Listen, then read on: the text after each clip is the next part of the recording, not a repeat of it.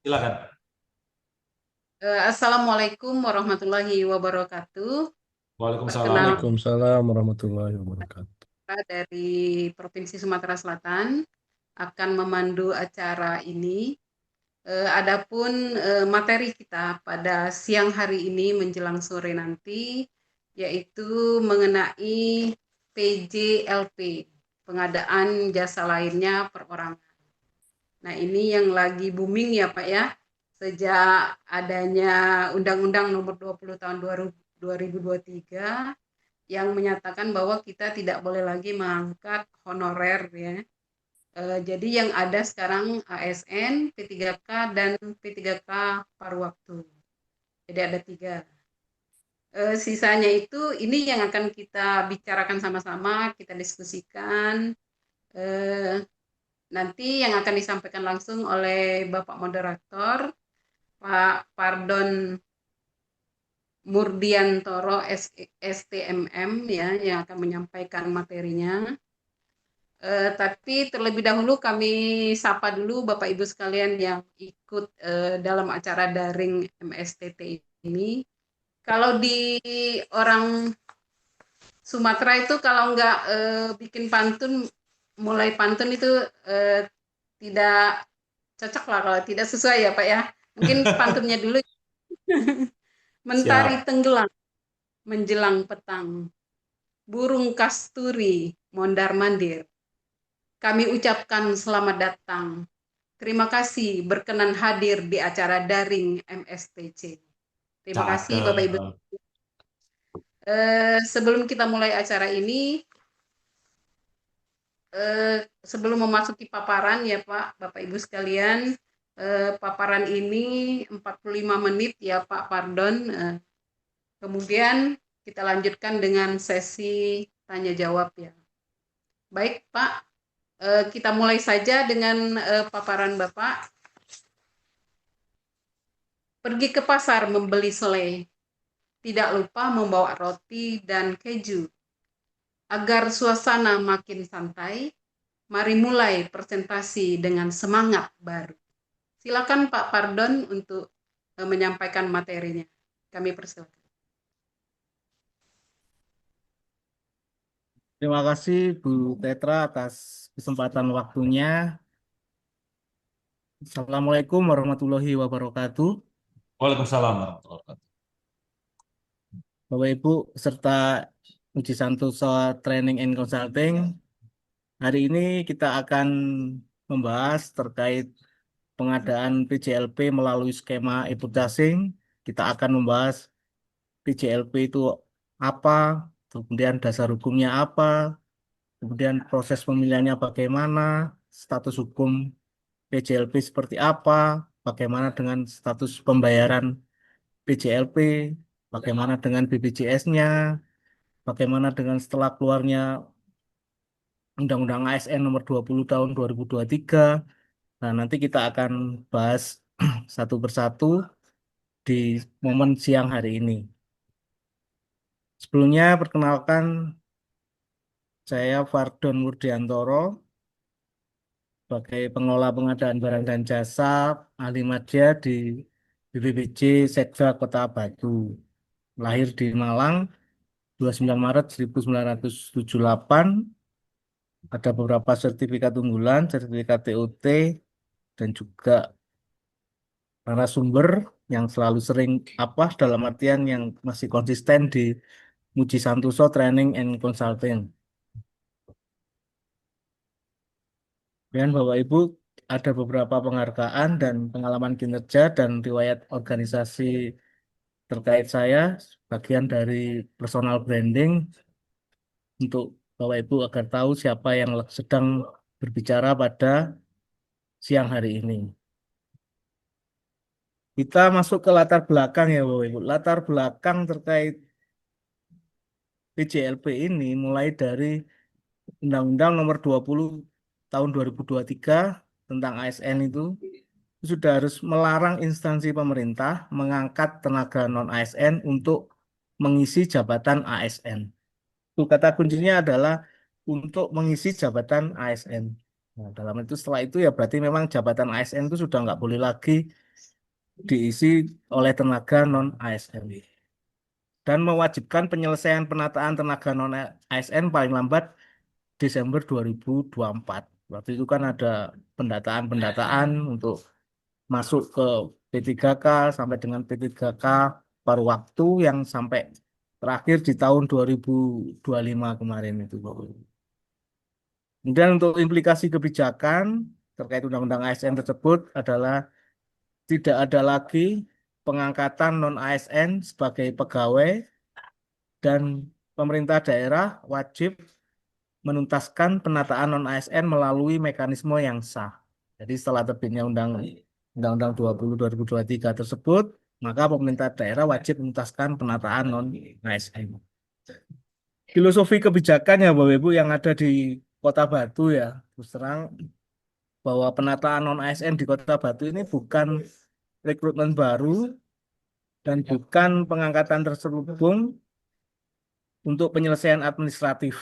Jadi prinsip utamanya adalah untuk menutup persoalan lama dan untuk bukan lagi membuka persoalan yang baru dan menegaskan penyedia tidak sama dengan pegawai. Jadi kata kuncinya adalah menegaskan bahwa sekarang itu para CEO ini bukan lagi menjadi pegawai. Itu ya Bapak Ibu. Sebentar.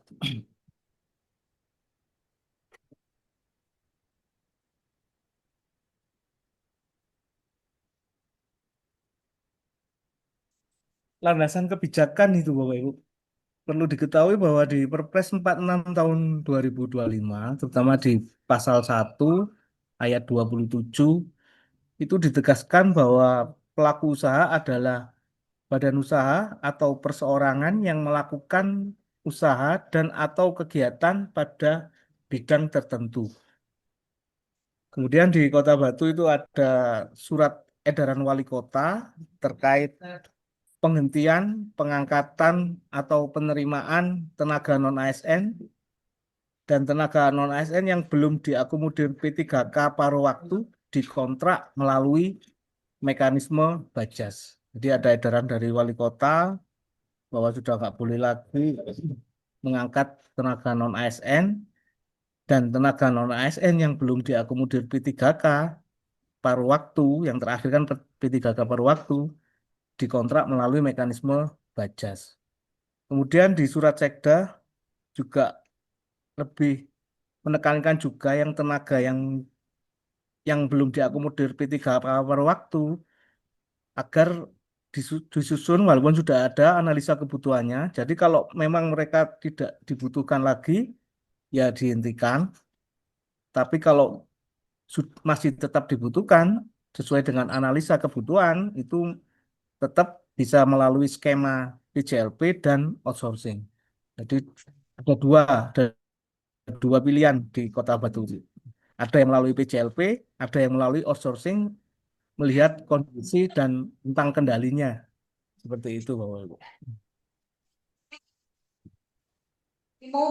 Jadi di pilihan skema itu, Bapak Ibu, di Kota Batu yang pakai outsourcing, outsourcing itu adalah badan usaha ya, Bapak Ibu ya. Jadi kalau ngomong outsourcing itu nggak ada outsourcing perorangan itu nggak ada. Jadi outsourcing itu adalah perusahaan, perusahaan alih daya. Yaitu harus berbadan, malah bukan hanya badan usaha, harus berbadan hukum. Karena tidak semua badan usaha berbadan hukum. Seperti itu. Kayak CV itu kan badan usaha tapi nyebutnya nggak badan hukum. Jadi harus PT, kadang ada seperti itu Bapak Ibu. Tapi kita nggak fokus di outsourcing, kita fokus di PJLP. Kenapa kita kok memilih e-purchasing? Ya, yang pertama seluruh proses tercatat digital, transparan dan akuntabel dan menegaskan hubungan kontrak jasa menghindari pola pegawai terselubung. Seperti itu. Jadi kenapa kok Kota Batu memilih melalui e-purchasing seperti itu. Dan ternyata di pertengahan Januari itu juga sudah ada surat dari LKPP terkait untuk menanggapi pilihan pertama adalah e-purchasing untuk skema PJLV. Kita bisa buka suratnya ya Bapak Ibu.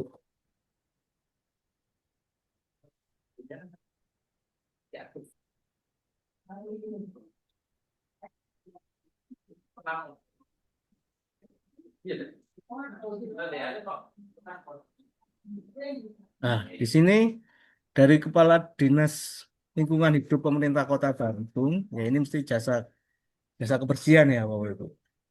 Nah, di sini ada sekitar 2080 orang pelaksanaan mengingat kebutuhan jumlah tenaga cukup besar dan apabila menggunakan melalui outsourcing itu kan keterbatasan anggaran.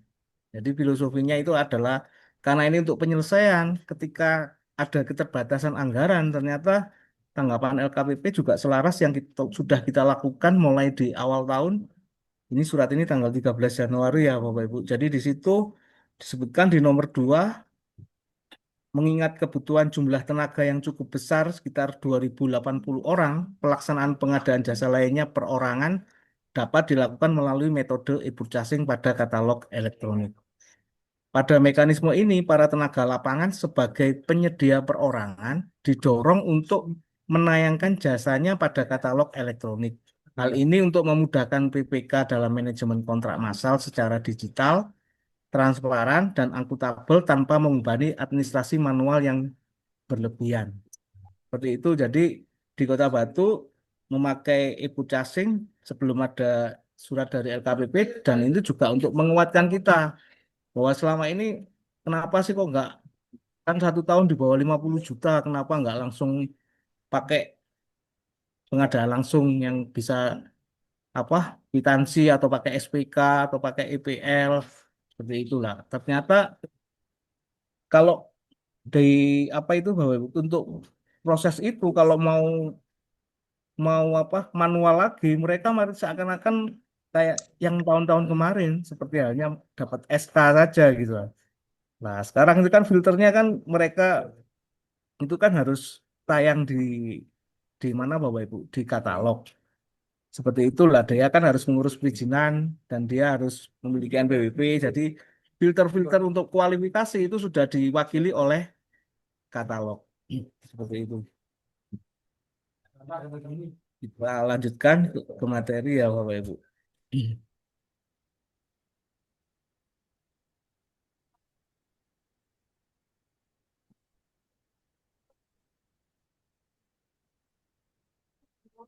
Di sini ada peran Mbak, Bapak Ibu yang hadir pada siang hari ini, UKBBJ itu juga mensosialisasikan ke SKPD yang paling banyak kemarin di Dinas Lingkungan Hidup itu terkait arah kebijakannya. Ya, kita sampaikan terkait yang Undang-Undang ASN tadi, kemudian terkait surat edaran wali kota sama surat sekda sudah mulai sampai 31 Desember 2025 aja yang boleh ikut gitu ya Bapak Ibu. Kemudian terkait syarat PJLP, nah kita sampaikan bahwa mereka harus memiliki NPWP, NIB, seperti itu dan apabila keamanan harus memiliki sertifikat Garda, sertifikat kompetensi itu terkait keamanan. Kalau pengemudi harus memiliki SIM, seperti itu Bapak Ibu. Kemudian bentuk kontrak dan pembayarannya kita sampaikan pembayarannya juga by system. Jadi dalam 1 bulan mereka akan mengajukan tagihan. Dalam seperti itu kita juga melalui apa di Inaprok ini juga sudah berhasil yang di bulan Januari kemarin sudah dibayarkan semua by sistem dan sampai pesanan sampai selesai. Ini menegaskan bahwa mereka itu bukan pegawai.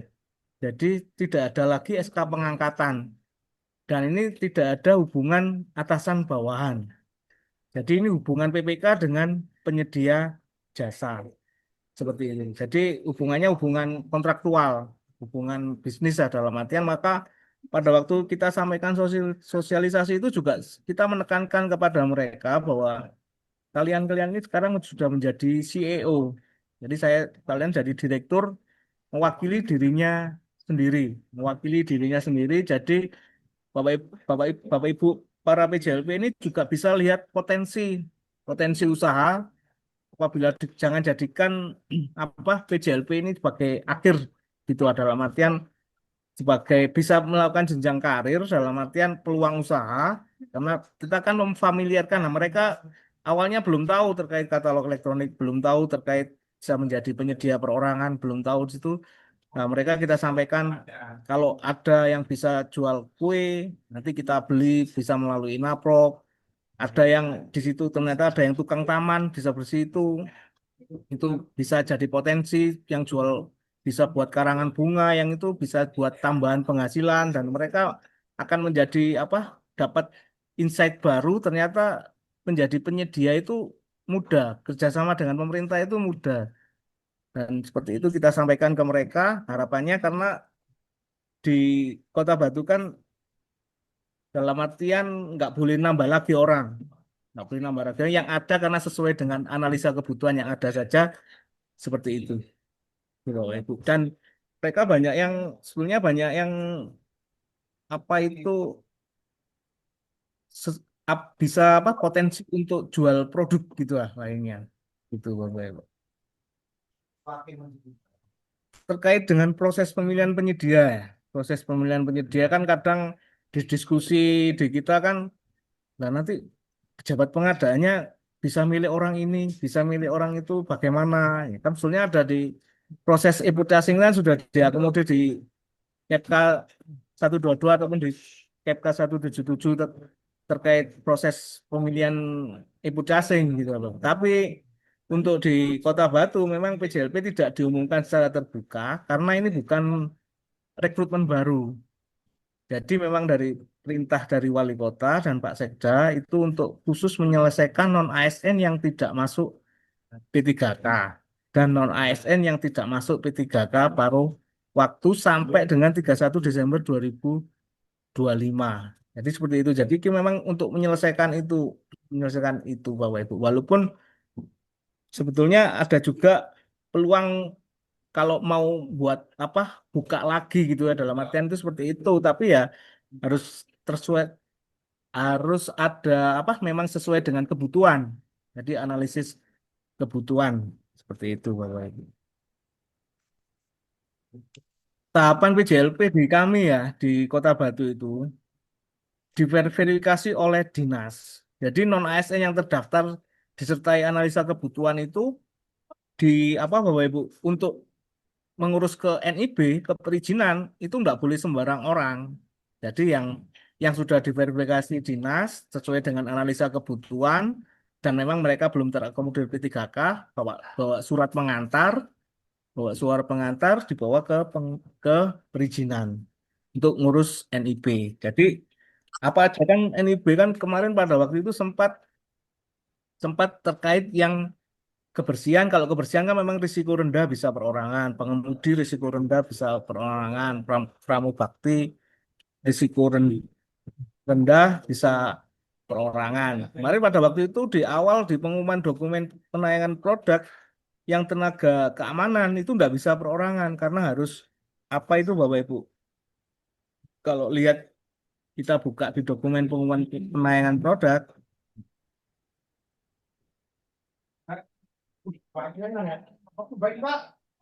itu terkait waktu awal dulu jasa keamanan itu hanya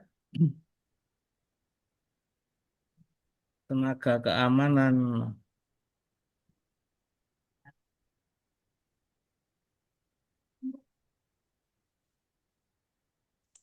Nah, dulu ini 80-100 aktivitas keamanan swasta ini nggak bisa perorangan. Jadi waktu dulu sempat apa karena KBLI ini tidak bisa untuk perorangan ya nggak bisa waktu itu tenaga keamanan. Tapi seiring berkembangnya waktu ada jasa tenaga keamanan yang risiko rendah 78300. Tapi yang justifikasi ini boleh perorangan atau tidak itu bukan di bagian pengadaan barang dan jasa Bapak Ibu. Kita itu tadi pada waktu ngurus perizinan kan diminta untuk ke apa bawa surat pengantar gitu lah. Jadi di bagian pengadaan memang tidak tidak apa itu Bapak Ibu. Ini boleh nggak perorangan? Ini boleh nggak? Apakah ini harus badan usaha? Kami tidak karena bukan kewenangan, maksudnya bukan kompetensi dari kami. Jadi di dinas perizinan, kalau di kita di Mall Pelayanan Publik itu sudah menyampaikan ini yang boleh perorangan, gitu. Jadi seperti itu. Jadi koordinasi administratif dengan membawa surat pengantar, kemudian baru ke bagian pengadaan untuk kita lakukan apa itu Bapak Ibu, mulai pendaftaran, jadi pendaftaran ke katalog, pendaftaran itu sampai tayang kita fasilitasi di bagian pengadaan barang dan jasa seperti itu Bapak Ibu. Terus alur teknis pengadaan ya Bapak Ibu. Jadi PPK ya karena ini rezimnya kan sudah beda, dalam artian ini juga sudah bukan lagi kepegawaian, jadi rezimnya sudah pengadaan barang dan jasa, maka itu ya juga harus ada dokumen persiapan. Dokumen persiapan dan PPK menyusun spek tek merujuk pada dokumen pengumuman penayangan produk. Itu Bapak Ibu. Ini ada contoh spek teknya. Spek tek. Bentar. Ini spek tek yang ini juga kita buatkan ya Bapak Ibu. Kita share ke teman-teman di dinas bahwa kebetulan di Kota Batu tiga ya Bapak Ibu. Masih tiga terkait tenaga kebersihan, tenaga pengemudi, dan tenaga kerja keamanan. Terkait kebersihan, yaitu speknya merujuk ke dokumen pengumuman penayangan produk. Jadi kewarganegaraan apa Indonesia ya kalau ini Indonesia. Rentang usia, jadi ini karena ini sudah bukan rezimnya kepegawaian ya, jadi ya nggak apa dalam artian 58 pensiun atau apa nggak boleh itu terserah kebutuhan dari apa yang menetapkan PPK-nya mau rentang usianya umur berapa sampai berapa itu terserah dari PPK-nya. Kemudian pendidikan terakhir itu juga terserah dari PPK-nya mau ini bisa minimal SD, SMP atau SMA seperti itu. Pengalaman kerja ini memang kita sarankan harus diisi ada waktu karena kan ini kan mereka yang sudah bekerja dalam artian memang kemarin sudah bekerja karena nggak terakomodir di P3K atau P3K pada waktu ya pengalaman diisi. Tapi ini tergantung dari dari PPK-nya mau disarankan atau tidak. Sertifikat kompetensi kalau kebersihan di kita nggak diperlukan. Kemudian ketika BPJS tenaga kerjaan dan BPJS kesehatan ini yang membedakan. Kalau dulu itu yang membayarkan adalah pemberi kerja dalam artian ini pemerintah. Nah, kalau sekarang kan kita kan beli jasanya. Nah, pemberi kerjanya kan beri- mereka sendiri, dia mewakili dirinya sendiri. Jadi mereka harga itu di yang di Kota Batu itu sudah termasuk BPJS Tenagakerjaan, BPJS Kesehatan itu sudah termasuk. Jadi itu menjadi syarat spesifikasi jadi Bapak Ibu.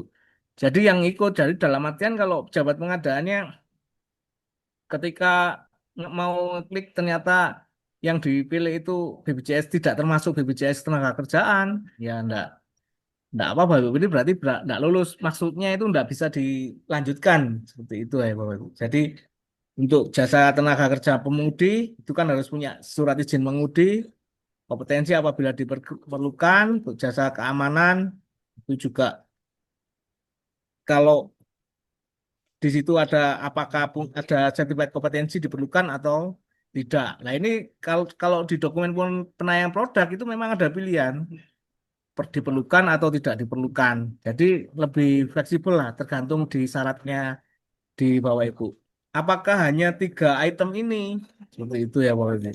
Kan banyak berkembang. Bagaimana dengan yang lain? Mungkin sebagai apa itu di kan sekarang ada di ring satu itu kan ada mungkin punya apa bagian pramu protokol atau apa itu ada nggak potensi selain tiga ini? Kalau menurut edaran dari beberapa kemarin kan yang hanya yang biasanya yang tahu kan hanya kebersihan, pengemudi dan keamanan. Tapi perlu kita juga sharing bahwa Ibu ada beberapa selain itu yang pada filosofinya kan bukan apa itu Bapak Ibu,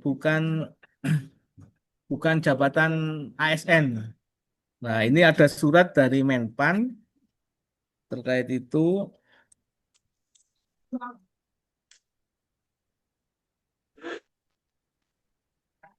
Nah, ini surat dari Menpan di 7 Oktober 2022. di nomenklatur jabatan di dalam pendataan non-ASN. Nah, itu Bu. Di situ berdasarkan hal-hal tersebut di atas, kiranya tenaga lain seperti pengemudi, tenaga kebersihan, dan sebenarnya sebagaimana terlampir dapat dilakukan melalui tenaga alih daya dan outsourcing tidak termasuk dalam data dasar non-ASN. Nah, itu ada beberapa kayak ini kemudi, jurumudi, ada di sini pramukantor, satpam keamanan, di sini ada apa petugas pramu ternak, pramu umum lah. Ini yang mungkin ada peluang karena ini bukan jabatan ASN yang boleh pakai outsourcing atau pakai jasa perorangan PJLP. Jadi kalau mazhabnya Kemenpan ataupun itu beberapanya memang diarahkan ke outsourcing badan usaha. Nah, tapi karena keterbatasan anggaran dalam artian karena juga terkait apa itu Bapak Ibu efisiensi dana transfer ke daerahnya juga banyak yang berkurang. Makanya di Kota Batu ada dua, yang pasar pakai outsourcing, yang selain pasar itu pakai PJLP. Dan itu mulai dari di SIPD-nya. Seperti itu Bapak Ibu.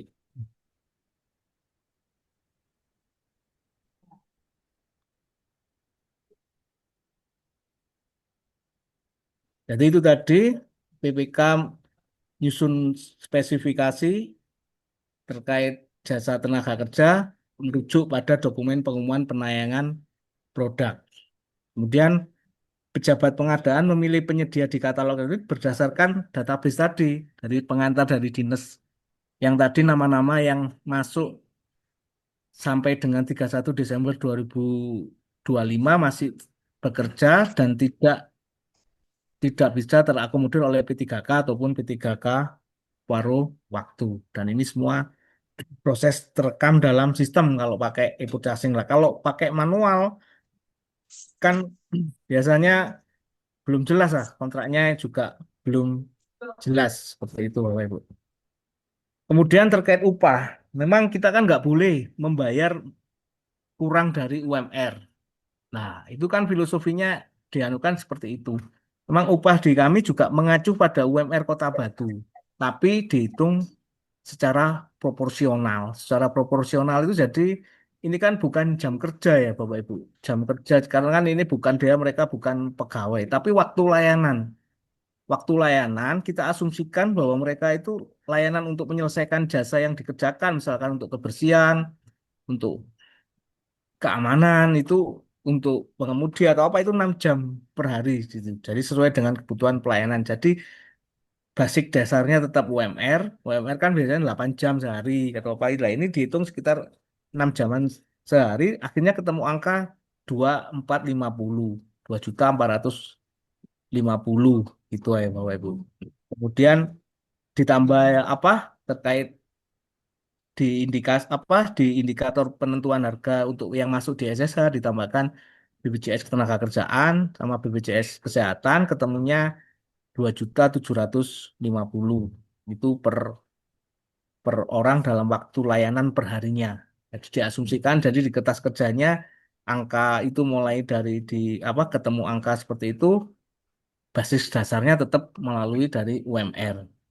Kemudian dasar pembayarannya adalah berdasarkan layanan yang diberikan dan laporan pelaksanaan.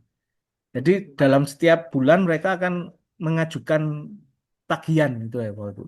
Disertai dengan laporan pelaksanaan. Jadi ada dokumentasi fotonya, misalkan dia sebagai kebersihan untuk nyapu atau apa itu ada fotonya dan mereka dalam satu bulan paling nggak minimal 20 22 20 atau 22 layanan. Layanan jasanya itu ada sekitar 20 atau 22 hari. Itu minimal yang baru mereka bisa ngajukan untuk pengajuan tagihan senilai 2 juta sekian tadi. 2.450 sama kalau ditambah dengan BPJS 2.750 seperti itu. Jadi untuk perhitungan upahnya itu mengacu ke UMR dan ditambahkan asumsi untuk pembayaran BPJS sesuai dengan ketentuan yang berlaku. Jadi yang bayar BPJS-nya bukan lagi pemerintah, terus tetapi apa itu Bapak Ibu? Mereka sendiri. Bagaimana dengan THR? Seperti itu ya. Jadi kan mereka memang kalau badan usaha atau pakai outsourcing ya mesti kan harus memberikan THR. Nah, tapi kalau penyedia perorangan ya dia juga harus memberikan THR untuk dirinya sendiri. Dalam artian seperti itu. Nah, mereka diasumsikan kalau di spek kita, dalam artian di spek Bapak Ibu tunjangan harus ada, harus masuk include.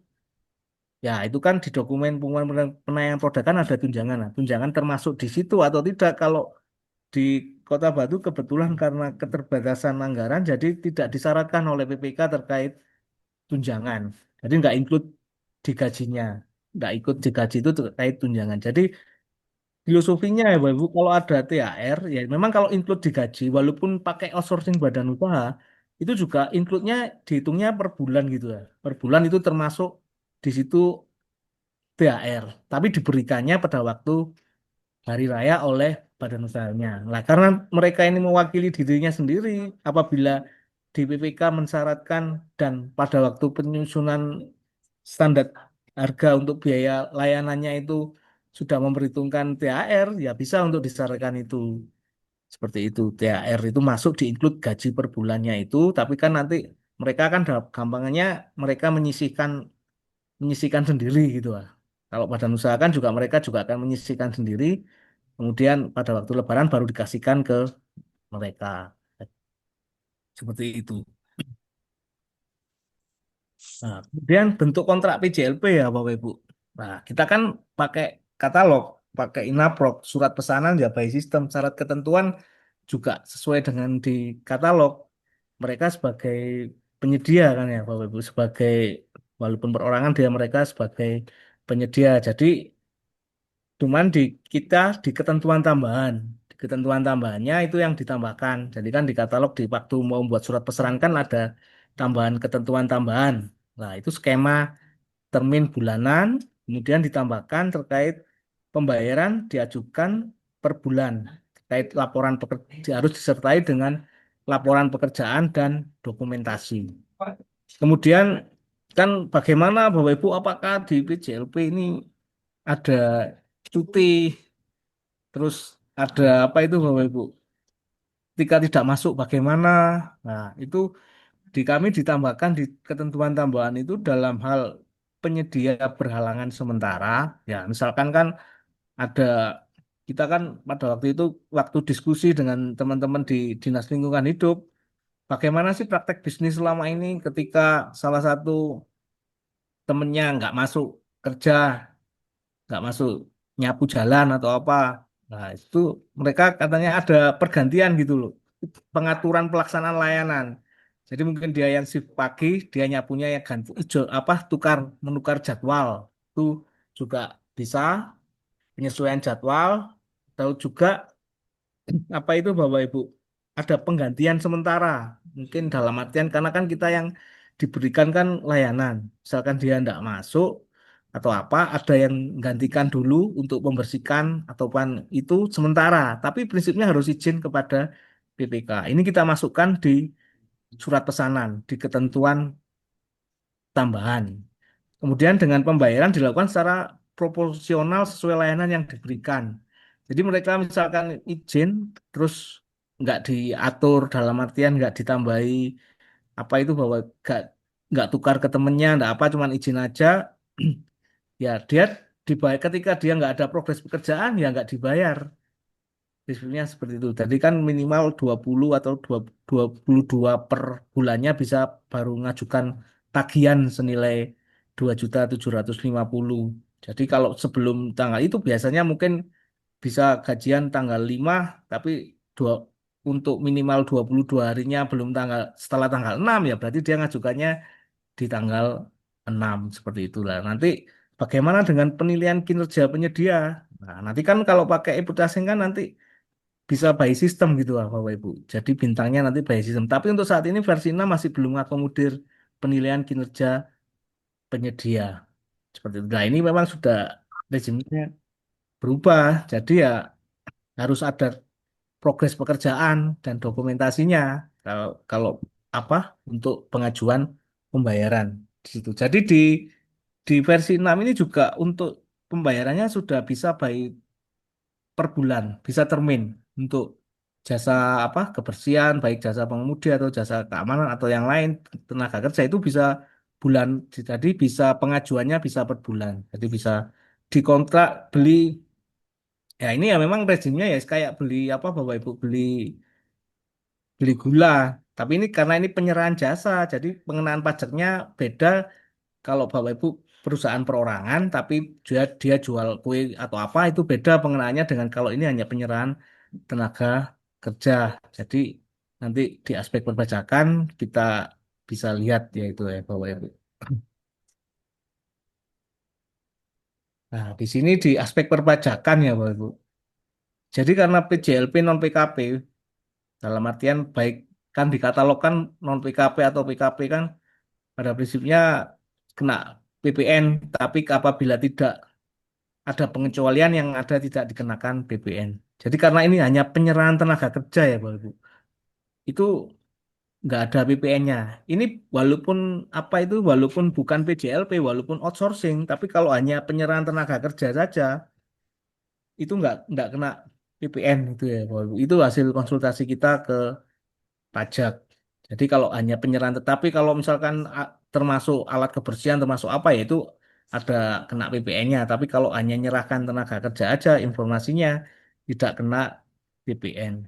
Bagaimana dengan PPh satu? Karena ini penyerahan tenaga kerja, karena penghasilan setahunnya kalau di kota kita kan kalau 2750 kan paling enggak di atas minimal 4,5 juta kalau di atas PTKP itu. Nah, karena ini di bawah PTKP ya, Bapak Ibu ya, jadi tidak dipotong PPh.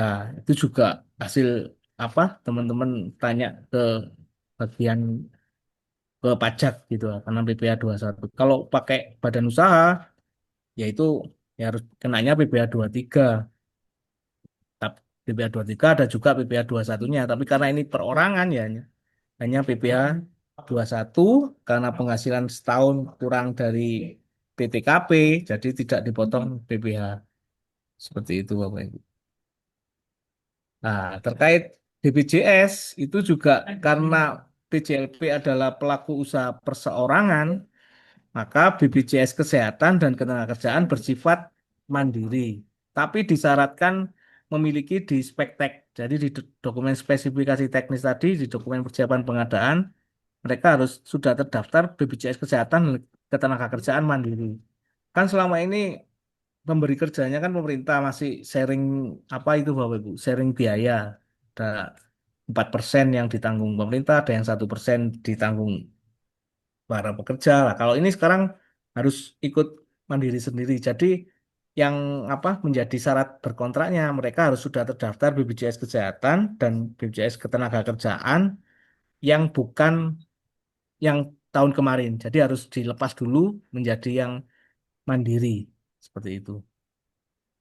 Dan tidak didaftarkan dibayarkan oleh PPK karena ini sudah tidak menimbulkan hubungan kepegawaian. Jadi kontraknya kan harus kontrak jasa ya Bapak Ibu. Jadi apa bukan hubungannya kepegawaian. Jadi pemberi kerjanya itu ya direktur itu kerja sendiri kan. Seperti itu ya Bapak Ibu. Untuk manfaat kebijakan ya Bapak Ibu untuk penataan non ASN melalui PJLP ini ya melalui purchasing itu harapannya sesuai kepastian hukum, transparansi dan akuntabilitas untuk mitigasi risiko audit. Dalam artian ini sudah melalui purchasing, mereka secara perizinan berarti sudah di oleh sistem sudah di apa Bapak Ibu sudah di filter. Kalau nggak memiliki NIB ya nggak bisa tayangkan. Terus kalau NPWP-nya nggak laporan juga KSBB-nya tidak valid juga nggak bisa dibeli.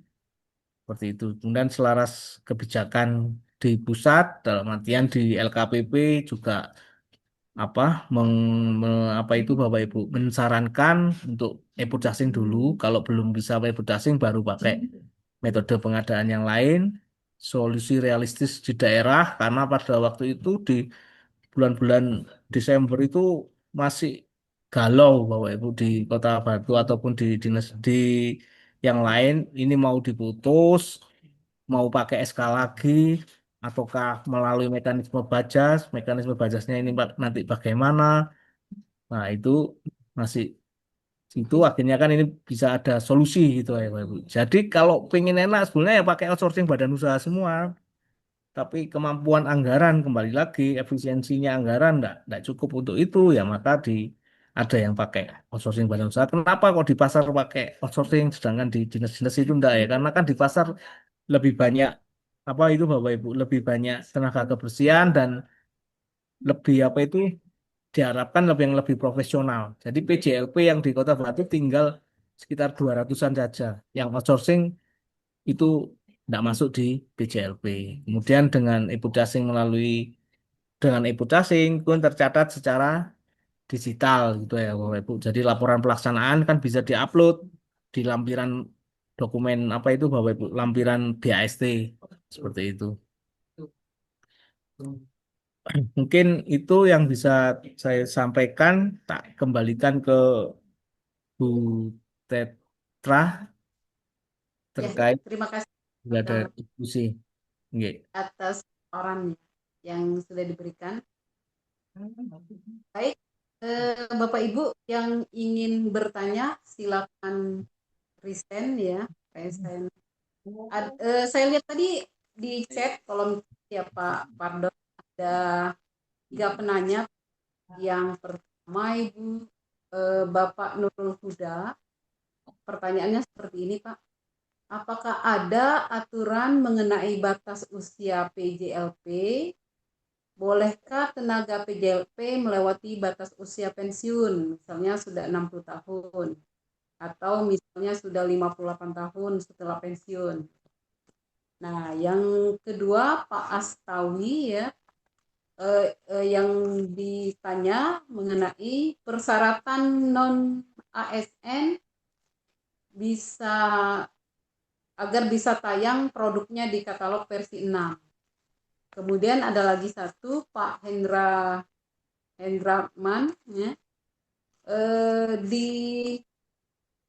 di sana diceritakan bahwa ada salah satu staf mereka yang pensiun, kemudian bisakah PTK tersebut melakukan kontrak lagi dengan Pak Modi tadi?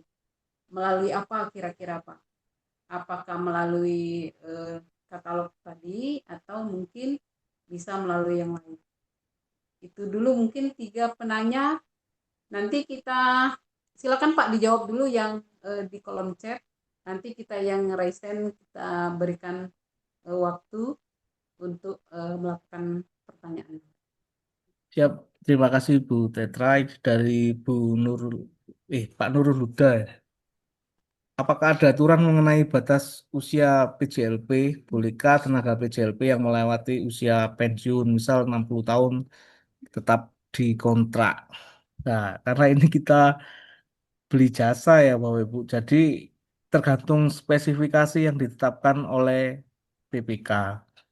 Kalau PPK tadi kan di kita share tentu spesifikasinya rentang kerja ya Bapak Ibu.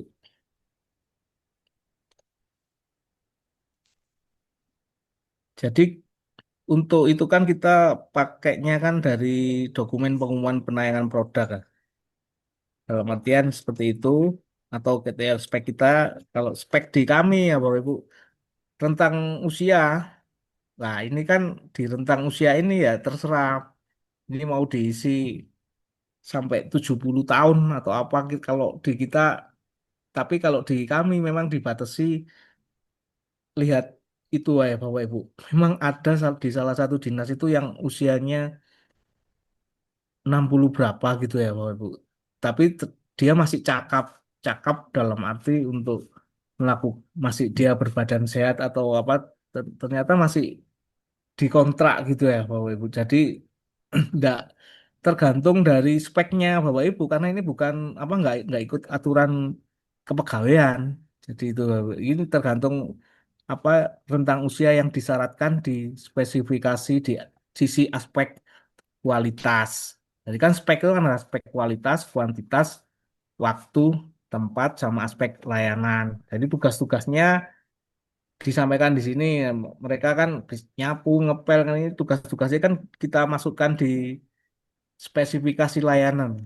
Nah, ketika mereka memang usianya sudah lebih sudah 60, tapi dari sisi apa itu Bapak Ibu, dari sisi mungkin masih cakap dalam untuk melakukan tugas ini, yaitu tergantung dari pilihan dari PPK seperti itu Bapak Ibu. Jadi nggak diatur. Ini juga di dokumen pengumuman penilaian produk itu juga nggak apa itu nggak spesifik diatur minimal rentang usia harus berapa gitu ya. Nanti kita lihat di dokumen pengumuman penilaian produk.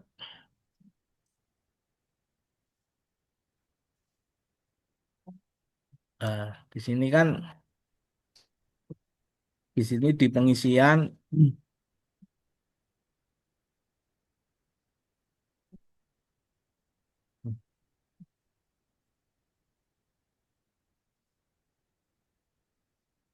Nah, ini usia tenaga kerja, pendidikan terakhir, pengalaman bekerja ini nggak apa nggak diserahkan dikembalikan lagi ke PPK untuk mengisinya ya Bapak Ibu.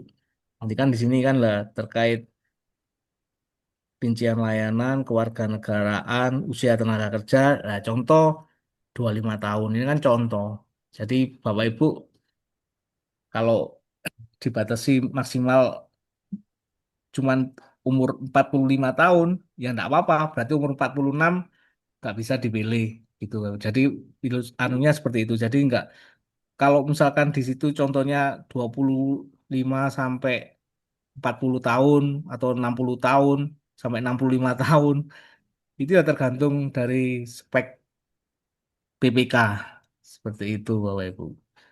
Kemudian apakah Pak Nurul Huda ada komentar atau kita lanjut Bu Tetra? Ya, baik Pak Nurul, itu tadi jawaban dari Pak Pardon. Apakah ada komentar Pak atau cukup jelas dari jawaban Pak Pardon untuk Anda Pak? Pak Nurul Huda? Halo Pak, mungkin sudah cukup jelas kali Pak. Ya, Oh itu ya. game, pas Pak udah jelas ya. Sama-sama Pak. Terima kasih juga Ya. Pak. Kemudian Kemudian lagi Pak, pertanyaan dari Astawan. Pak Astawan menanyakan persyaratan untuk kita bisa tayang produk ya Pak ya. Tayang produk di katalog versi 6 untuk perorangan Pak. ya, Apakah ada persyaratan NIB-nya, mungkin persyaratan apa tenaga kerja tadi atau tenaga kerja kesehatan. Ya, mohon dijelaskan Pak. Terima kasih. ya. Untuk syarat bisa tayang di katalog ya, Bapak Ibu, itu sesuai dengan di dokumen pengumuman penayangan produk di kategori jasa tenaga kerja ya, Bapak Ibu. Ini di adendum yang terakhir. Di sini syarat pelaku usaha memiliki NIB sesuai KBLI pada kategori tingkat 3, memiliki NPWP dan punya status valid, KSBP valid. Yang nomor 4 ini yang khusus badan usaha. Jadi untuk perorangan enggak, cuman 1, 2, 3. Nomor duanya ini apa saja nih KBLI-nya? Nah itu tergantung di sini ya, Bapak. Misalkan di sini jasa tenaga kebersihan. Nah itu mereka harus memiliki salah satu dari KBLI ini. Biasanya yang risiko rendah yang ini aktivitas kebersihan umum bangunan. Jadi di NIB-nya harus memiliki NIB yang 81210 itu Bapak Ibu. Nah, ini kalau di kota kami ya langsung mereka apa mengurus NIB-nya secara bareng dalam artian ke mall pelayanan publik. Jadi syaratnya hanya KTP apa NPWP terus NIB sesuai dengan KBLI misalkan jasa kebersihan ya salah satu dari sini. Jadi kalau di kita pakai 81210. Kemudian di pengemudi ini di kita kita saran dari perizinan ya, dari pihak perizinan disarankan di 96990 aktivitas jasa perorangan lainnya yang YTDL yang tidak apa itu yang tidak tahu ini YTDL ini apa tapi kodenya yang ini 96990 untuk yang jasa pengemudi. Untuk yang jasa keamanan itu di kita pakai yang 78300. 78300 ini memang bukan kewenangan dari daerah, tapi menurut di perizinan itu bisa untuk perorangan. Kalau yang kebersihan umum bangunan sama pengemudi ini malah clear untuk bisa untuk perorangan. Seperti itu. Kemudian tanya dari Pak Aswan tadi, bagaimana dengan upah mereka? Apakah sesuai UMK atau boleh lebih kecil dari UMK? Nah, tadi sudah sempat kita jelaskan bahwa acuan upahnya itu pakai UMK. Seperti itu ya, bagus. Seperti UMK. Tapi kan UMK itu kan sehari 8 jam lah. Dalam artian seperti itu sekali berapa, dalam 1 bulan berapa. Nah, karena waktu layanan kita kurang dari 8 jam, ya jadi itu apa waktu layanannya 6 jam per hari ya. Jadi angkanya itu dihitung secara proporsional hingga ketemu angka seperti itu. Lah, pada waktu itu memang ya tergantung kemampuan keuangan daerah kan seperti itu. Kalau mau dibayar. Lah, ini kan juga akhirnya ada kecemburuan juga dengan yang P3K paruh waktu. Ternyata di P3K paruh waktu itu kan apa itu bahwa itu ada yang apa itu sesuai dengan pendidikan. Nah, kalau di yang tenaga kerja yang PJLP ini kan pendidikannya nggak dibedakan, tapi terserah dari pihak BPK untuk apa untuk menyesuaikan harga layanannya seperti itu ya Bapak. Jadi acuan acuan utamanya di UMK, tapi dihitung secara proporsional supaya kurang dari apa tetap acuan standarnya tetap pakai UMK, tapi jam pelayanannya yang dikurangi. Nah, itu kan seperti itu. Jadi untuk supaya kan nggak boleh di sini pemerintah kita ngomong harus sesuai dengan UMR, tapi dari pemerintah sendiri tidak mengikuti. Kami di Kota Batu juga menyesuaikan untuk jam layanannya yang nggak sesuai yang diatur oleh UMR. Seperti itu. Ya, baik, Pak Mar, terima kasih. Baik, yang ada yang sudah raisen Pak dari KPG Organ Ilir, Ibu Kiki. Ibu mendengarkan suara kami, Bu. Silakan Bu, apa yang mau ditanyakan? Halo, Oke, kan Bu? Ya. izin Pak Pardo, izin nanya. Jadi terkait dengan tadi jasa lainnya, pertama pertanyaan Kiki kan kalau kita pakainya purchasing, biasanya kan di purchasing itu kalau di bawah 200 transaksinya kita, itu kan melalui PP, buat SSUK dan SSKK-nya itu biasanya nggak diwajibkan. Sedangkan kan jadi kalau misalnya kita nggak langsung kita up di situ, berarti nanti TPK akan terakhir membuat SPMK atau surat kontrak lagi, atau misalnya eh, bisa nggak kalau misalnya sudah untuk SSUK sama SSKK-nya kita masukkan di dalam purchase itu, sehingga nanti keluarnya udah nggak perlu lagi buat kontrak lagi. Karena kan izin Pak, kalau di kabupatennya kita, karena kita nih tadi di apa kalau di bawah 200 seringnya kan kita nggak pakai SSUK, SSUK SSKK untuk dimasukin dalam purchase. Mengakibatkan saat melakukan pencairan di BPKAD, mereka minta yang ada syarat-syarat kontrak. Jadi harus 2 kali buat buat satu pesanan, satu kontrak gitu. Itu yang pertama. Pertanyaan yang kedua, terkait dengan di Puskes, itu kan memang kita masih karena kita ini daerahnya lumayan baru, dibilang baru nggak juga baru, tapi masih terdapat dokter sama tenaga kesehatan yang nggak masuk di dalam eh, paruh waktu ataupun yang memang P3K penuh. sehingga harus dikontrakkan. Tetapi eh, kayak ada beberapa dari Puskes itu yang dana bulutnya tidak menunjang untuk membayarkan itu, Pak, izin. Jadi tadi kan sempat menarik saat Bapak membicarakan bahwasanya untuk tenaga kesehatan itu lebih aman menggunakan dana bulut. Tapi kalau misalnya dana bulutnya nggak apa ya nggak menunjang, kalau kita pakai APBD gimana, Pak? Makasih, Pak Pardon. Ya, terima kasih Bu Kiki atas pertanyaannya.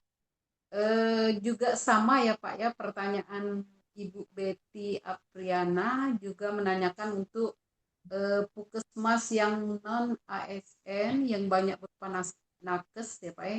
Apakah tetap dilakukan PJLP? Kalau bisa apa syaratnya? Apakah NIB ataukah sertifikat keahlian Pak? Silakan Pak dijawab dari dua penanya tersebut karena saling berkaitan. Iya, terima kasih Bu Tetra. Dan terkait di Bu Kiki, kita nggak buat syarat umum dan syarat khusus kontrak ya Bapak Ibu. Cuman kita tambahkan di ketentuan tambahan, di kita buka lagi ya.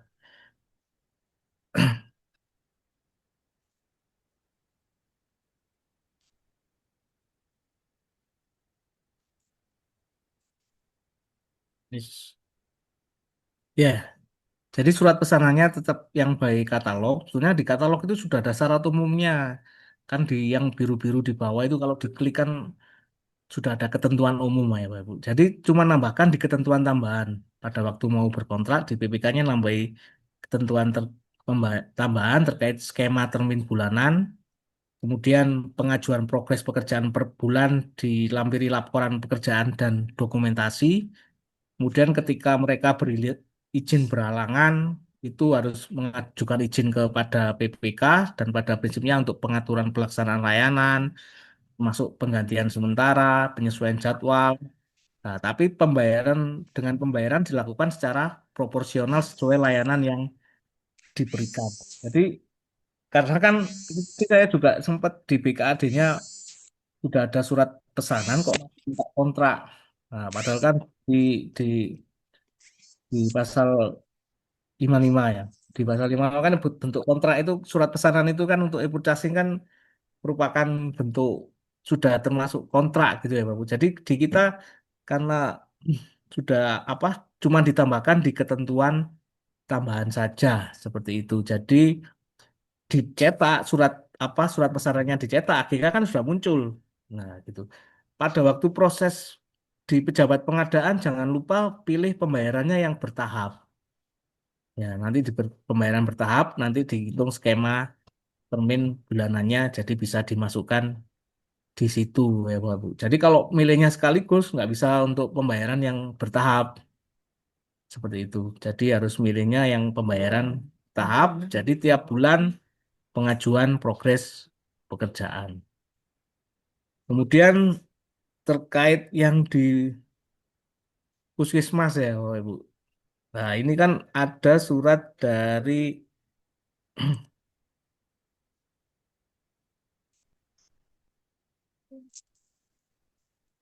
nah ini dari Kemenpan terkait pandangan terhadap kebijakan pengangkatan pegawai layanan umum daerah di lingkungan pemerintah daerah.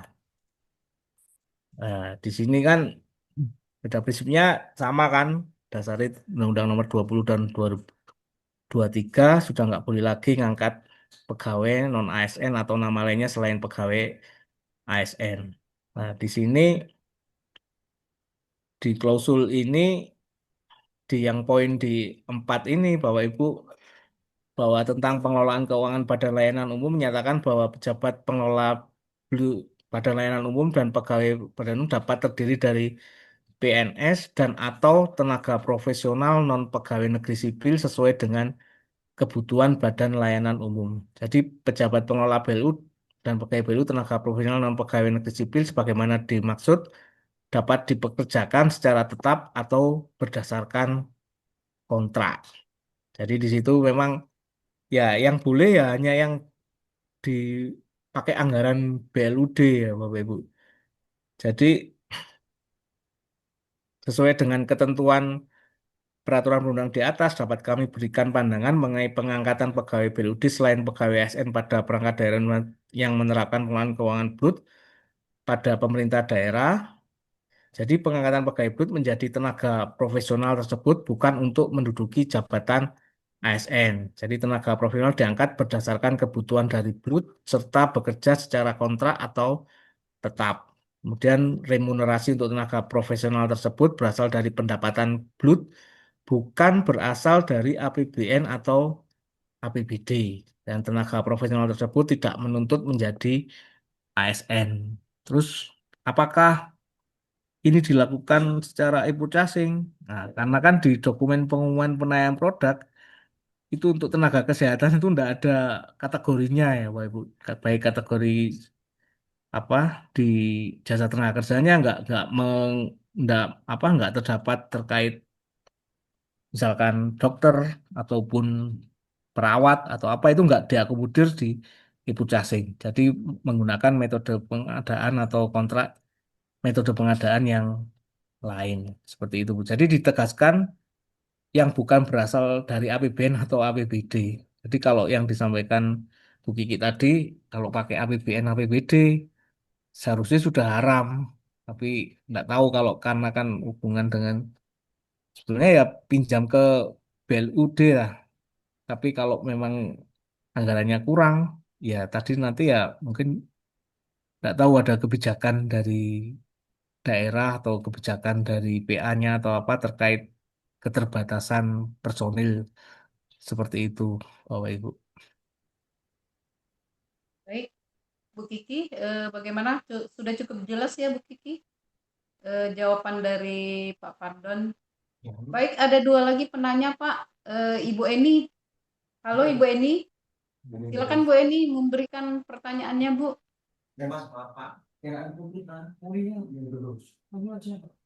Halo, Assalamualaikum. Halo, Waalaikumsalam warahmatullahi wabarakatuh. Silakan Bu Eni. ya, izin Pak, saya Eni dari KPPJ Kota Bukit Tinggi. Gini Pak, untuk dokter atau kami ada juga tenaga IT itu kan bukan jasa lainnya Pak ya. Apa kira-kira metode pengadaan yang cocok untuk apa proses pengadaannya Pak? Terus untuk jasa keamanan kami ada keraguan dalam prosesnya Pak untuk belanja katalog. Kalau untuk keamanan ada SIO kan Pak, surat sertifikat izin operasional apa itu ya. Kalau di pengadaan langsung biasanya kita mensyaratkan itu. Kalau untuk e-purchasing ini bagaimana Pak? Apakah kita klarifikasi penyedianya punya SIO atau diserahkan ke PPK? Soalnya kami ada kasus, ada penyedia, dia punya NIB, tapi dia tidak punya SIO, Pak. Apakah bisa kita berkontrak dengan penyedia itu? Oke, Pak. Terima kasih. Baik, Iya. Bu Eni, terima kasih Bu Eni. Silakan Pak Pardon untuk menjawab pertanyaan Bu Eni tadi mengenai SIUP. Ya, yang pertama terkait jasa IT ya, Pak Ibu. Jadi kalau Iya. jasa IT itu ada Bu di dokumen pengumuman penayangan produk. Hmm. Jasa IT, bentar ya.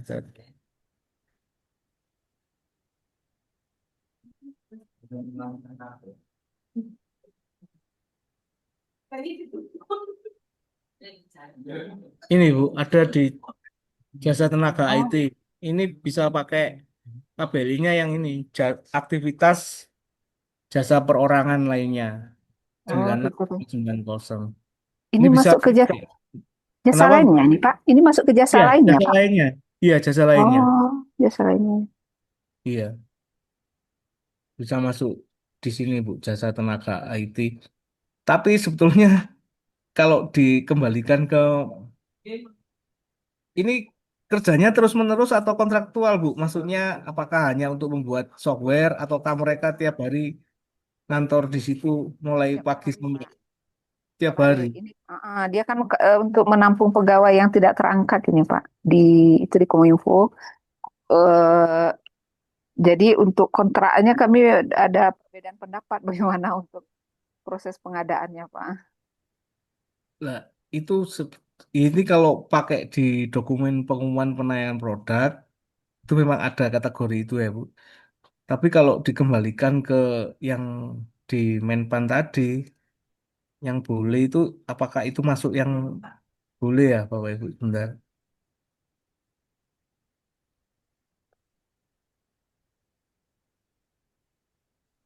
Tenaga, masuk operator komputer, bukan ya? Juru,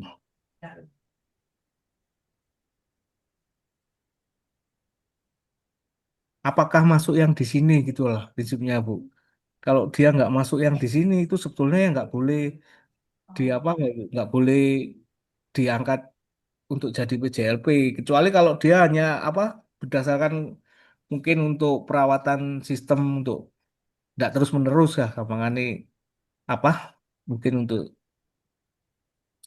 waktu untuk buat software apa kok buat buat aplikasi untuk bantu mendampingi tenaga aplikasi itu ya pakai tenaga bisa tenaga konsultan perorangan itu semuanya di sini atau nggak IT. Bentar, petugas lab pramu informasi pariwisata pramu gudang pramu bahan pramu acara. Kayaknya nggak ada, Bu. Itu Nggak sebenarnya ada masuk ya? yang dilarang. Sebenarnya masuk Ada yang yang dilarang. dilarang, Pak. Kalau Oke. dia kerjanya tiap hari di situ ya, Bu. Atau mungkin ya, mungkin ada cantolannya gitu lah. Dalam artian ada cantolannya yang boleh apa dilakukan. Karena yang bukan menjadi jobnya ASN. Seperti itu, Hmm. Bu.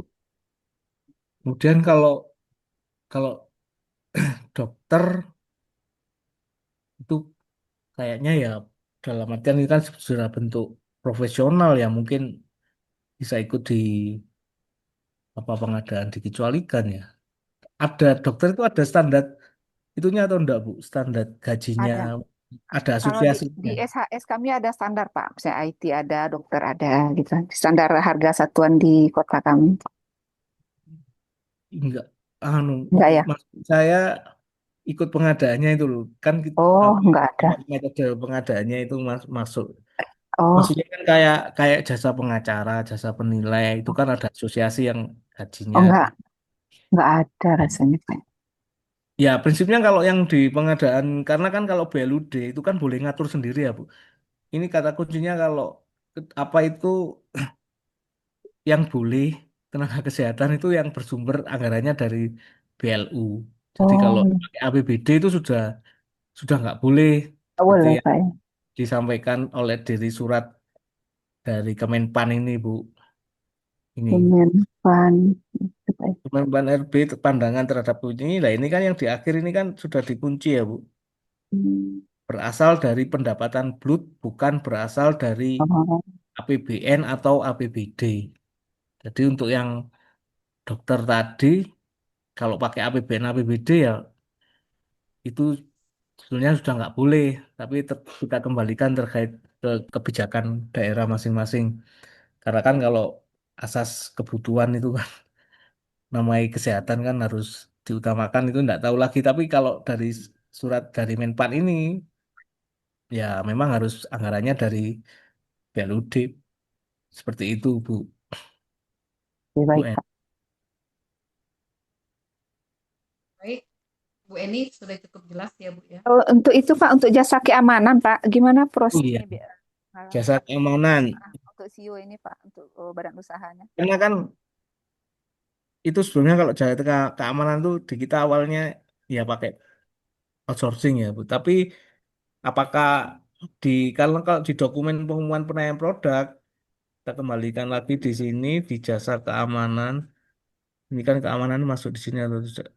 Kebersihan keamanan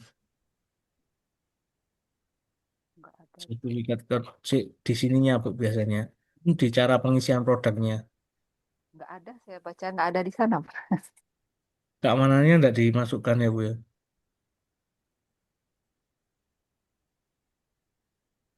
Ini Bu, itu terkait yang CEO apa tadi? Surat izin operasional. Ya. Izin operasional. Oh, ada ya.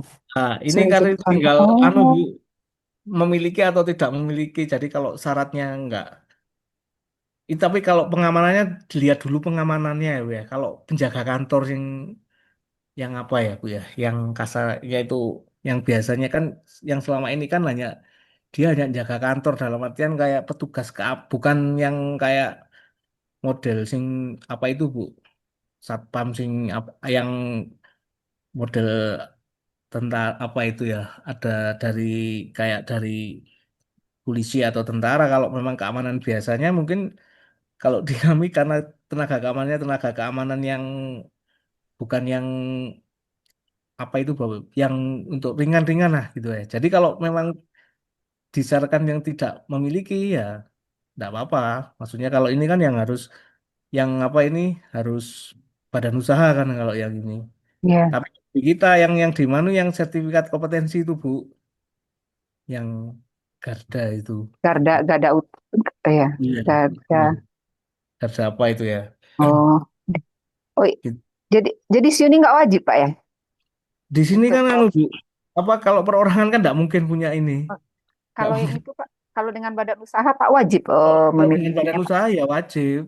Kalau badan usaha itu standarnya sudah keamanan yang ibu harus harus mensyaratkan lah. Dalam artian kalau enggak, jangan-jangan cuma badan usahaan Bu. Maksudnya kan kalau kalau di surat edaran kami yang saya itu ya outsourcing perusahaan outsourcing yang profesional. Dalam artian bukan hanya mengalihkan supaya nggak perorangan pakai badan usaha asalkan NIB KBLI-nya punya itu kan lah itu untuk aktivitas keamanan swasta. Jadi kalau ini ibu nggak boleh nggak nyaratkan yang di sininya KBLI-nya bukan yang yang atas yang 8.300 sebetulnya.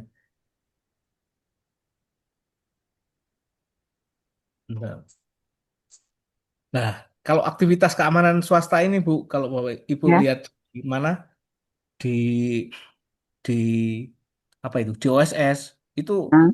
ini kan risiko tinggi ya Bu. Iya, risiko tinggi Pak. Risiko tinggi itu dia kalau punya kabel ini aja itu sebetulnya masih belum belum masih belum verifikasi standarnya kan masih belum keluar. Dia ada tambahan izin-izin lainnya.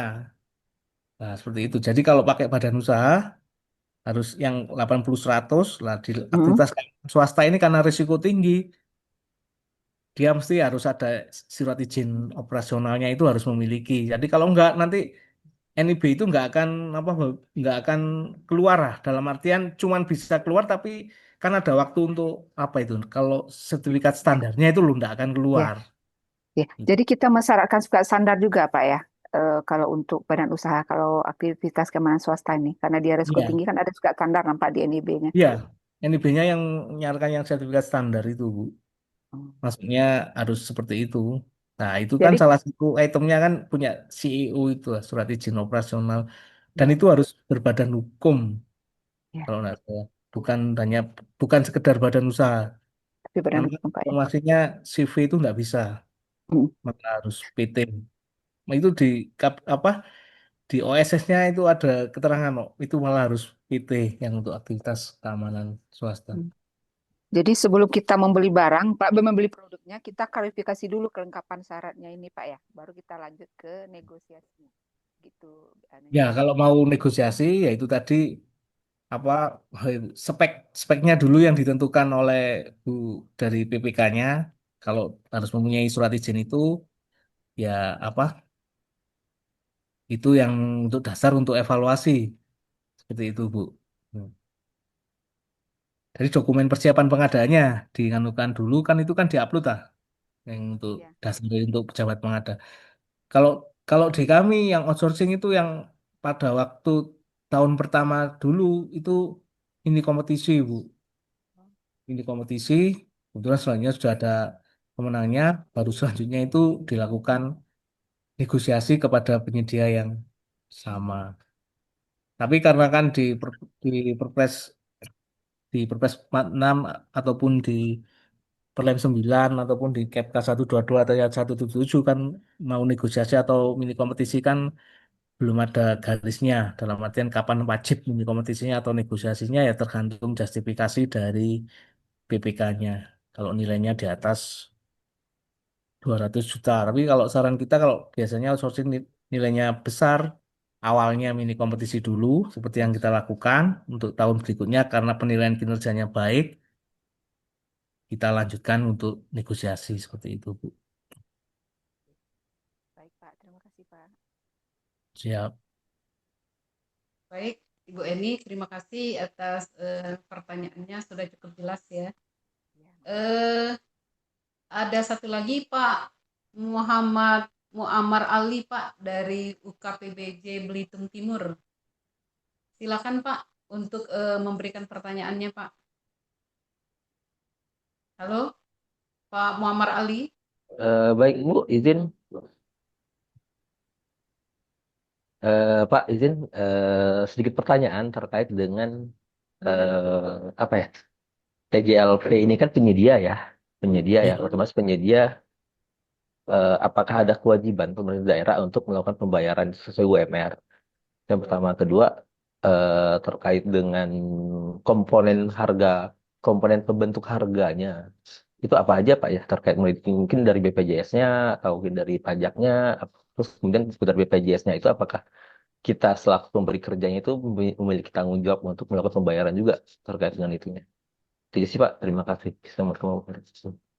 Ya, terima kasih, Pak. Pak, ya, silakan Pak. Ya, jadi terkait komponen upah ya, kalau di kami ya Bapak Ibu. Nah, jadi memang acuan upahnya tetap mengacu di UMR, UMR tapi dihitung secara proporsional lah. Dalam artian dihitung lagi, misalkan UMR itu kan 8 jam, 22 hari atau berapa, ini dihitung 6 jam gitu loh. Waktu layanannya dihitung cuma 6 jam kebutuhan layanannya, makanya nilainya apa ya itu Bapak Ibu. Jadi gampangannya kayak P3K paruh waktu. Itu kan sebetulnya mensiasati ya dalam artian pemerintah belum bisa membayar secara penuh secara UMR kan sebetulnya. Makanya ada istilah paruh waktu atau PK. Kalau di aturan pekerjaan ada PKWT ya. Tapi kalau di sini kan memang dia sebagai penyedia jasa. Jadi pada waktu penentuan spek kan kalau ada waktu analisa kebutuhan ya dalam artian seperti itu ruangan segini ini biasanya mereka itu bekerja berapa lama sih, berapa jam untuk kebersihan seperti ini ya itu disesuaikan dengan waktu layanan. Jadi tetap acuan utamanya pakai UMR tapi dihitung proporsional. Jadi ketemunya memang dalam artian per bulannya di bawah UMR karena kerjanya dia gampangannya tidak full seperti halnya minimal UMR itu hari kerjanya seperti itu. Jadi tapi kita nggak ngatur apa itu Bapak Ibu, nggak ngatur jam kerja tapi ngatur waktu layanan.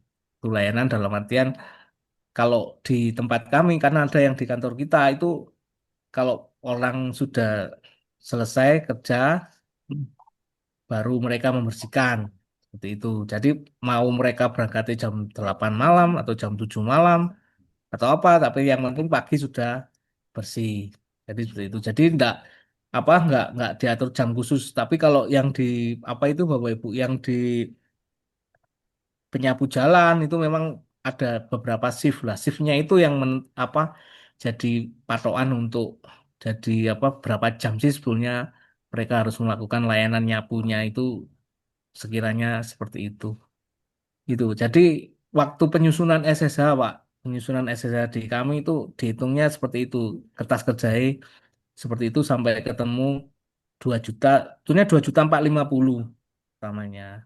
Terus ada tambahan bantuan kepesertaan BPJS itu kan itu masuk di komponen upah.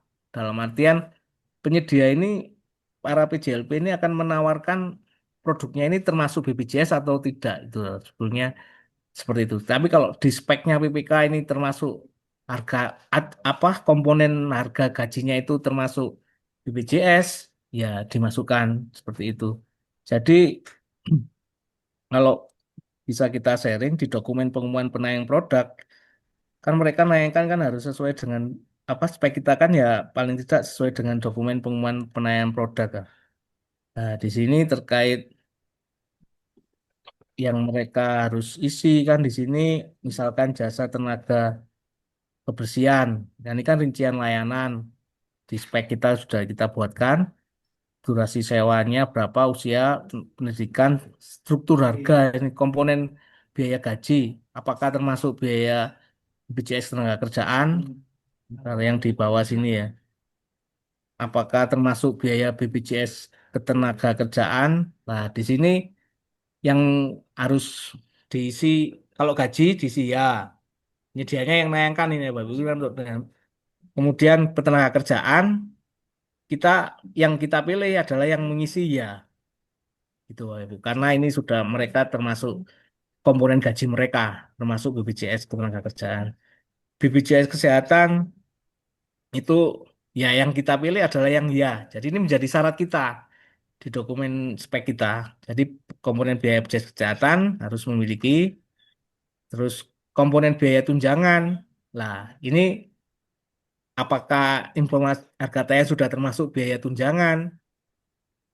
Kalau kita pilih iya, spek kita yang ngomong iya, ya itu berarti sudah termasuk tunjangan THR-nya seperti itu ya. Tapi karena di kami waktu pembentukan untuk harganya itu nggak memperhitungkan tunjangan ya, akhirnya ini nggak kita masukkan spesifikasi itu termasuk komponen biaya pakaian kerja ini juga nggak ada. Jadi ini tidak masuk alat ya, tidak masuk kita dimasukkan di spesifikasi. Seperti itu, Pak. Terkait perpajakan memang nggak kena PPN. Baik outsourcing badan usaha pun ketika penyerahannya hanya tenaga kerja saja, penyerahan jasa tenaga kerja saja itu juga nggak kena PPN seperti itu. Lah, terkait PPh tak disampaikan tadi karena ini kan bulanan kan gajinya itu termasuk bulanan, waktu layanannya bulanan. Ternyata kalau dihitung PPh 21-nya dalam 1 tahun di bawah penghasilannya mereka di bawah PTKP, akhirnya tidak dikenakan PPh. Tapi beda kalau Bapak Ibu, kalau ini mereka penyedia itu jadi jual apa Bapak Ibu? Jual misalkan servis komputer atau servis apa itu beda, itu kena kena PPh 21 yang 2,5% penyerahan barang jasanya. Tapi kalau yang khusus ini kan kerja bulanan ini yang kena PPh 21-nya informasi dari kantor pajaknya kalau di bawah PTKP untuk gaji mereka itu tidak dikenakan, tidak dipotong oleh PPh. Tapi bisa bukan berarti mungkin kalau di DKI Jakarta atau di kota-kota besar karena dia dapat apa gajinya lebih dari PTKP ya ada prosentase untuk pembayarannya Bapak Ibu. Ada 5% kali berapa gitu ada rumusnya tersendiri. Kebetulan di kota kami karena di bawah PTKP jadi tidak dikenakan PPh. Seperti itu. Baik, Pak Pak Ali, gimana Pak? Sudah cukup jelas ya Pak untuk jawaban dari pertanyaan yang Bapak ajukan tadi. Cukup Kita Bu, lihat cukup. Terima kasih banyak. ya Pak. Pak Pardon, ada 2 penanya tadi dari kolom chat. Sebelum kita beralih ke Pak Dedi Effendi, Pak ya, ada 2 penanya kita sekaligus saja nanti jawabannya. Yang pertama Pak Edi Usman, Pak, apakah PJLP ini bisa menggunakan swakelola tipe 1, Pak? Kemudian yang untuk Pak Agus Kurniawan, pertanyaannya, apakah PJLP ini melalui toko daring itu bisa dilaksanakan? Nah, itu 2 pertanyaan. Kemudian ada satu lagi Ibu Betty tadi mengenai personal non ASN sudah dipilih ya Pak ya. Kemudian belum setahun yang pekerja tadi resign. Apakah bisa dipilih kembali orang tersebut? Sebelum setahun dia resign Pak. Tapi apakah bisa dipilih lagi untuk tahun berikutnya? Mungkin itu Pak dari kolom chat ada 3 penanya. Kemudian silakan Pak Dedi Effendi di Perkim, Pak, untuk memberikan pertanyaan. Halo Pak Dedi. Iya Bu, iya Bu. Ya, Eh, silakan Pak. Sore ya Pak. Saya izin Pak bertanya Pak, saya dari Dinas Perkim Pak. Eh, Pak, apakah PJLP ini harus membuat analisis beban kerja nggak Pak? Karena di tenaga kakak, karena kemarin saya ngajukan Pak ke bagian organisasi yang ada di Kota Samarinda. Nah itu harus ada analisis beban kerja Pak terkait tenaga PJLP ini Pak. Karena kami kekurangan tenaga kerja kan Pak, setelah diangkat jadi P3K penuh waktu ini, ada sebagian P3K ini keluar dari OPD kami Pak. Nah kami mengusulkan ke bagian organisasi, nah ternyata diminta analisis beban kerja Pak. Mungkin itu aja dulu Pak, pertanyaannya Pak. Mohon pencerahannya Pak. Iya, Ya, jadi ini memang ada fenomena baru juga ya Bapak Ibu. Kemarin itu sebetulnya kalau mereka itu jadi keamanan atau jadi tenaga kebersihan, itu mereka itu sebenarnya nggak bisa jadi P3K, nggak bisa jadi P3K paruh waktu ataupun P3K, tapi ditambahkan ada kayak tugas tambahan untuk administrasi atau apa, administrasi kebersihan atau pelayanan operasional kantor, itu mereka bisa masuk ke database menjadi tenaga apa Bapak Ibu, P3K ataupun P3K paruh waktu. Di perjalanannya sebetulnya apa itu, kalau analisa beban kerjanya, kalau menurut kita dalam artian kalau di PJLP ini sebenarnya bilangnya analisa kebutuhan, Pak. Analisa kebutuhan. Jadi kalau memang nggak ada tukang bersih-bersih, ya berarti butuh tenaga kebersihan. Nah, kalau yang yang analisa beban kerja yang di organisasi itu kan untuk job desk-nya yang untuk ASN. Nah, kalau sudah yang kalau memang itu job desk-nya ASN, ya itu sudah nggak boleh lagi apa Pak PJLP kan sebenarnya seperti itu. Jadi ini yang di luar job desk-nya yang untuk ASN yang masih diperbolehkan seperti yang di surat Menpan tadi yang kita share itu, apakah Bapak Ibu butuh terkait dalam artian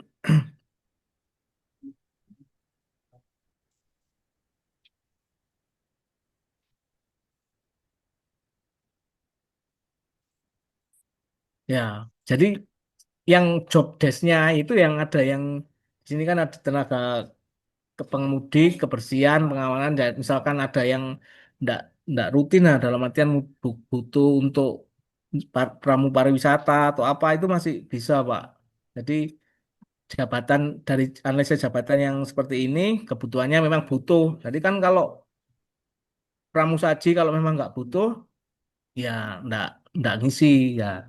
Tapi kalau dari bagian organisasinya bisa membantu untuk membuatkan analisa beban kerjanya ya enggak apa-apa, minta minta apa itu Bapak Ibu terkait analisa beban kerjanya. Tapi karena kita ini kan masuknya di rezim pengadaan barang dan jasa ya intinya di identifikasi kebutuhan.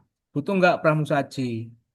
Butuh nggak pramu kantor? Kalau memang dibutuhkan cuman pramusajinya hanya 2 orang, terus Bapak Ibu ngangkat PJLP-nya 3 atau 4 orang, lah kan yang 3 atau 4 itu kan berarti sebenarnya nggak butuh dia, apa bukan berbasis kebutuhan seperti itu. Jadi kita kembalikan ke pengadaan barang dan jasa, jadi terkait identifikasi kebutuhan kalau mau melakukan kan. Lah, bagaimana dengan yang kalau yang ada di job ASN-nya ya memang ya harus melalui mekanisme untuk pengangkatan pegawai, bukan lagi bicara ke BJLP. Jadi harus ngangkat pegawai melalui mekanisme P3K atau CPNS. Nah, seperti itu, Prof. Apa itu prosedurnya seperti itu. Gitu, Pak. Karena ini sudah diberi kesempatan kan sebetulnya di Undang-Undang ASN itu kan sudah mulai 2023 sampai berakhir 31 Desember 2024. Itu ya masih ada ngeselah dalam artian 1 tahun. Nah, ini kan sebenarnya sudah dikasih kesempatan itu sebenarnya tutup tutup ya seperti itu ya Pak. Sudah apa? Sudah kalau mau job ASN ya perekrutannya sesuai dengan kepegawaian. Tapi kalau jobnya sesuai pengadaan barang dan jasa ya mulai dari identifikasi kebutuhan ataupun analisa kebutuhan. Butuh nggak tenaga staf laundry, tenaga kebersihan, itu tergantung dari identifikasi kebutuhannya. Seperti itu, Pak. Kemudian pertanyaan apa tadi sampai lupa, Bu? Dari Ya, yang pertanyaan terakhir, Pak, Pak Agus Kurniawan, apakah PJLP melalui toko daring itu boleh atau oh tidak? iya, nah kan toko daring itu kan bagian dari apa itu Bapak Ibu?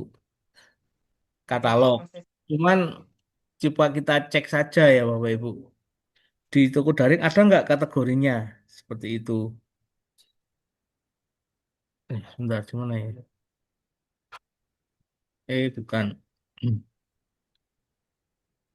Kalau ada kategorinya ya dimungkinkan.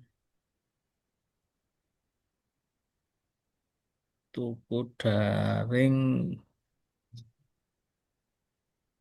kan bagian dari katalog versi 6 ya. Toko daring, misalkan biasanya yang sering dipakai MB sama gratis ongkir ya. Kalau di Kota Batu ada pakai dua, MB Market sama gratis ongkir. Nah, kita cek di situnya kalau ada kategorinya ya dimungkinkan pakai toko daring. Kalau setahu saya belum ada kategorinya. Tapi nggak tahu untuk yang saat ini apakah sudah ada atau belum. Jadi tergantung kategorinya. Ini masih loading nih. Seperti itu, Bu. Tadi yang pertanyaan. Jadi kalau kategorinya ada, ya memang imputasi kan terdiri bisa pakai katalog, bisa pakai toko daring. Tapi kalau nggak ada kategorinya di toko daring, ya pakai yang katalog versi 6 ini, Bu. Ya. Baik, Pak. Kalau misalnya PJLP ini menggunakan swakelola tipe 1, boleh tidak, Pak, kira-kira? Pengertian swakelola tipe 1 kan dikerjakan sendiri lah. Yang ngerjakan ini kan apa, Bapak Ibu? Nah kan SK lagi. Udah nggak boleh itu. Nggak boleh, nggak boleh lagi. Itu kan sudah, berarti kan dia dibayar sesuai dengan SK apa kayak pegawai lagi nanti kan kembali lagi ke rezim kepegawaian gitu kan pada prinsipnya kan kalau swaklola itu kan memaksimalkan SDM yang ada Bu ya. Nah SDM yang ada kalau swaklola tipe 1 ya hanya ASN dan PNS seperti itu Bu. Tapi Ya, kalau Pak. misalkan kegiatannya apa kalau yang insidentil kayak bayar upah upah harian upah kasar untuk pemeliharaan yang sederhana yang ngawasi dari dinasnya sendiri, kemudian bayar tukang, bayar seperti itu yang bisa swakelola tipe 1 seperti itu, Bu. Tapi kalau Baik, tenaga yang sesuai yang mungkin kebersihan, keamanan itu seharusnya sudah nggak boleh seperti itu, Bu. baik, Pak. Pardon, karena waktu telah menunjukkan pukul 15.30 ya. Mungkin cukup lama juga materi dan tanya jawabnya yang diberikan. Semakin seru ya Pak. Semakin sore ini semakin seru. Banyak yang mau nanya ya. Mungkin karena waktu dan waktu jualah yang membatasi kita. Nanti mungkin bisa langsung chat ke Pak Pardon ya, yang mungkin yang belum Iya, jelas ya Pak. iya bisa chat ke WA Ya atau bisa. silakan di grup, nggak apa-apa nanti kita. Silakan Bapak Ibu nanti yang masih belum jelas atau mau minta, tadi saya lihat ada yang mau minta KBLI-nya Pak, untuk di share ke grup juga. Oh siap. Ya, baik Bapak Ibu sekalian, eh, karena waktu sudah cukup sampai di sini. Sebelum kita menutup acara ini, mungkin saya pantun terlebih dahulu. Kita beri aplaus dulu untuk Pak Pardon yang sudah menjadi narasumber kita di siang hari ini sampai menjelang sore hari ini. Terima kasih Pak atas materi yang disampaikan. Saya rasa sangat berguna sekali dan sangat bermanfaat sekali untuk kami yang mendengarkan di sini. Baik Bapak Ibu, pergi berlayar ke Pulau Seribu. Pulau Seribu indah pemandangannya. izinkan saya menutup acara ini. Semoga semua suka dengan materi yang disampaikan. Pak Muji, sekian. Terima kasih atas kesempatan yang diberikan kepada kami. Dan kami akhiri dengan ucapan wabillahi taufiq wal hidayah. Wassalamualaikum warahmatullahi wabarakatuh. Terima kasih Waalaikumsalam. Bapak Ibu. Warahmatullahi